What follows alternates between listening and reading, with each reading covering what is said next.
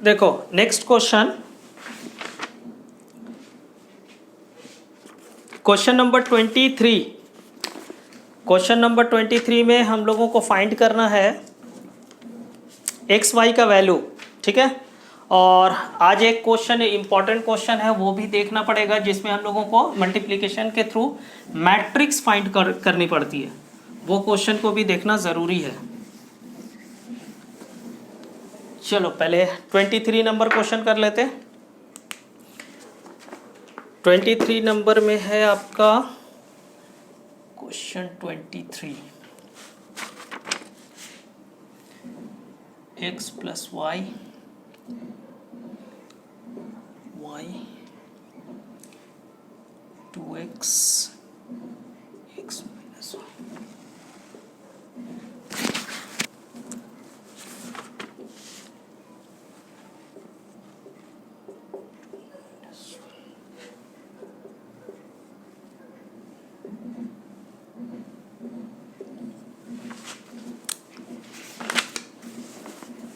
चलिए देखिए, मल्टीप्लाई कर लो। सबसे पहले फाइंड करना है x और y, तो first row first column again, तो आपका x प्लस वाई इंटू हो जाएगा किसके साथ, 2 के साथ, प्लस का साइन, फिर y इंटू होगा -1 के साथ। एक चीज़ नोटिस करना, जो आपका मल्टीप्लिकेशन का जो रूल था ना कि फर्स्ट रो फर्स्ट कॉलम, या ये तो रूल है मल्टीप्लाई करने का, और जो कंडीशन है जिस पे मल्टीप्लिकेशन हम लोगों का होता है उसमें क्या है कि जब दो मैट्रिक्स को हम लोग मल्टीप्लाई करते हैं तो फर्स्ट मैट्रिक्स में नंबर ऑफ कॉलम इक्वल होना चाहिए सेकेंड मैट्रिक्स के नंबर ऑफ रो के साथ, ठीक है। तो देखो यहाँ 2 कॉलम था तो यहाँ पे 2 रो थी, इसका मतलब क्या है, मल्टीप्लिकेशन मेरा पॉसिबल है और ये हो भी रहा है।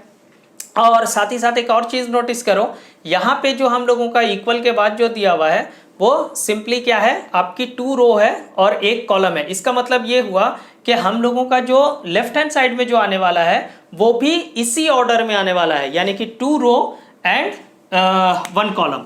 तो चलिए अगले में चलते हैं। नेक्स्ट आप करो 2x इंटू 2 प्लस का sign x minus y into -1, ठीक है, ये हो गया इक्वल्स टू में 3 2 कॉलम वाइज।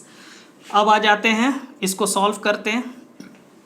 क्या होगा आपका 2x प्लस 2y और यहाँ कितना हो जाएगा -y, ठीक है। अच्छा अगले में क्या हो रहा है 4x, यहाँ पे क्या होगा प्लस, ध्यान दीजिएगा -1 into plus x that is -x, तो यहाँ पे डायरेक्टली हम -x ही लिख देते हैं, -x और माइनस माइनस प्लस y, ठीक है, तो प्लस y, ये हुआ इक्वल्स टू में आएगा 3 2। अगला कैलकुलेट कीजिए, यहाँ से कितना दिख रहा है आपको 2x प्लस वाई दिखेगा, और यहाँ कैलकुलेट करेंगे तो हम लोगों का 3x और प्लस वाई दिखेगा। ओके बिल्कुल सही।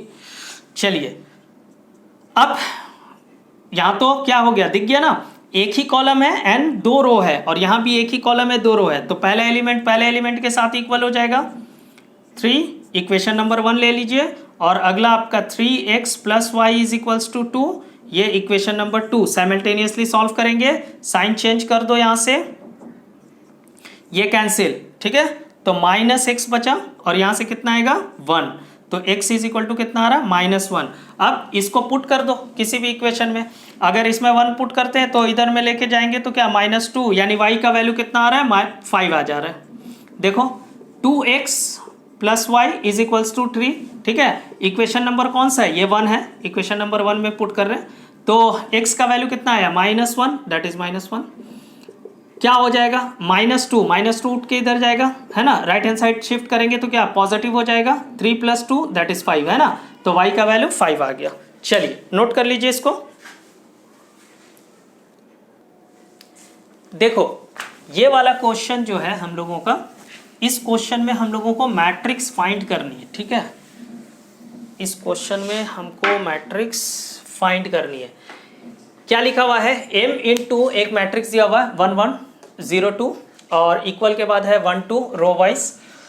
m एक मैट्रिक्स है इसमें हम लोगों को सबसे पहला क्वेश्चन बोला है कि इसका ऑर्डर बताइए कि ऑर्डर क्या होगा, और नंबर 2 में बोल रहा है कि फाइंड द मैट्रिक्स एम, और एम मैट्रिक्स को फाइंड भी करना है। तो सबसे पहली चीज तो ये है कि इसका ऑर्डर क्या होगा। तो देखो मल्टीप्लिकेशन की कंडीशन हम लोगों की क्या है, मल्टीप्लिकेशन की कंडीशन है कि सेकेंड मैट्रिक्स का जितना रो होता है वही इतना इसका कॉलम होना चाहिए, ठीक है, एक चीज।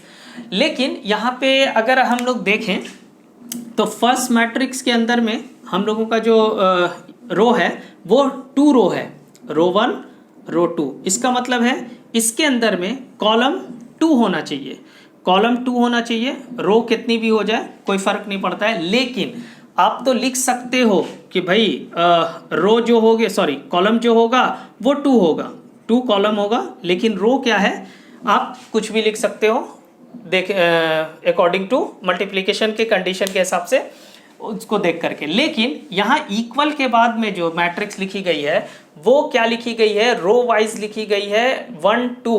दैट मीन्स इसमें भी अगर आप नोटिस करोगे तो इसमें 2 कॉलम है, कॉलम ये कॉलम 1 कॉलम 2 2 कॉलम है। तो हम क्यों नहीं इसी ऑर्डर में ले लें। इस ऑर्डर में लेने से फायदा क्या है कि जब हम इसको मल्टीप्लाई करेंगे तो इसी ऑर्डर के साथ में लेफ्ट हैंड साइड की भी मैट्रिक्स आएगी, ये टेक्निक है, और इसको इक्वल करके हम लोग बता भी पाएंगे कि हाँ भाई एम का वैल्यू क्या होगा, यानी एम मैट्रिक्स क्या होगी। तो इसका मतलब ये है कि हम इसका ऑर्डर जो होगा एम मैट्रिक्स का वो हम लोग ले लेंगे क्या, आपका 1 into 2, that means 1 row and 2 आपका कॉलम।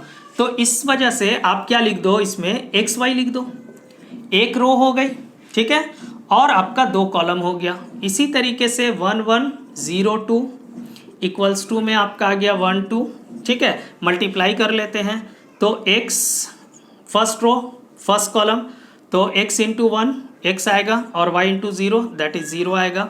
फिर आपका क्या हो जाएगा, यहाँ से फर्स्ट रो फर्स्ट कॉलम हो गया, फिर फर्स्ट रो सेकेंड कॉलम, तो फर्स्ट रो सेकेंड कॉलम क्या होगा, x इंटू 1 और प्लस y इंटू 2, दिख गया 1 2।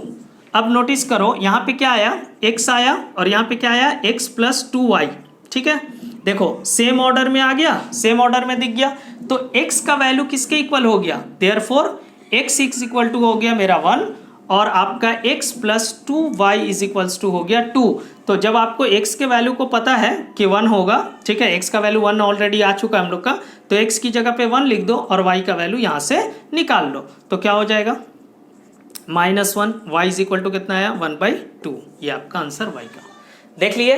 तो कहने का मतलब क्या है ना कि जब ऑर्डर आप पिक करोगे ना तो ध्यान भी इस बात को रखना है कि राइट हैंड साइड में जो मैट्रिक्स दी गई है उसका ऑर्डर कैसे है, उसी के ऑर्डर के रिस्पेक्ट से हम लोग क्या करेंगे, इस मैट्रिक्स को पिक करेंगे, ठीक है। चलिए इसको नोट करिए। देयरफॉर आपका रिक्वायर्ड मैट्रिक्स जो होगी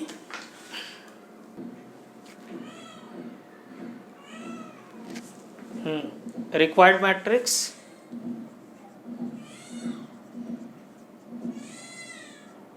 एम, x की जगह पे 1 और y की जगह पे 1/2, आंसर हो गया। ये हम लोग की मैट्रिक्स हो गई।